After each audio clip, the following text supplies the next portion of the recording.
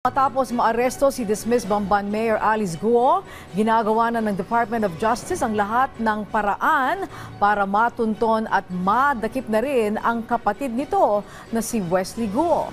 Ang update niya sa sentro ng balita ni Bien Manalo live. Angelique, mapabalik sa Pilipinas lalong madaling panahon si Guo. Iyan ang tiniyak ng Department of Justice matapos maaresto ng mga otoridad si dismissed Bamban Mayor Alice Guo sa Indonesia. Naniniwala si DOJ Secretary Jesus Crispin Remulla na dahil na rin sa kanilang mga inilatag na hakbang kaya nadakip ang dating alkalde. Kaya inaresto ng Indonesian police yan dahil sa alert na ginawa natin ng DFA, yun ang unang dahilan, no?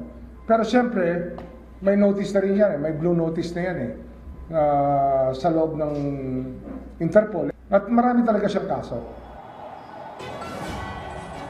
Samantala, hindi naman kasama ni Alice Guo ang kanyang kapatid na si Wesley Guo nang siya'y maaresto ng mga otoridad. Ayon sa DOJ, nasa Hong Kong ngayon si Wesley at ginagawa na nila ang lahat ng paraan para matunton ang kinaroroonan nito at mapabalik sa bansa. Si Commissioner Dancinco sa mga counterparts sa Hong Kong upang dumaan si Wesley Guo sa parehong proseso na dinaanan ni Sheila Guo.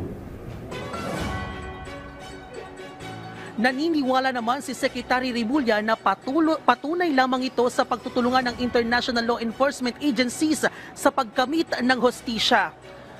Angelique, oras na makabalik ng bansa si Alice Guo ay dadaan muna ito sa Bureau of Immigration para sa immigration process at para ma-inquest o masiyasat kaugnay sa kanyang kinahaharap na immigration violation.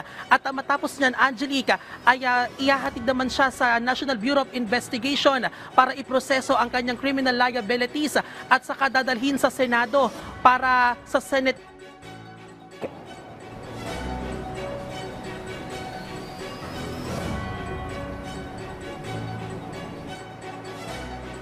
Putol na po linya natin kay Bien Manalo. Maraming salamat, Bien.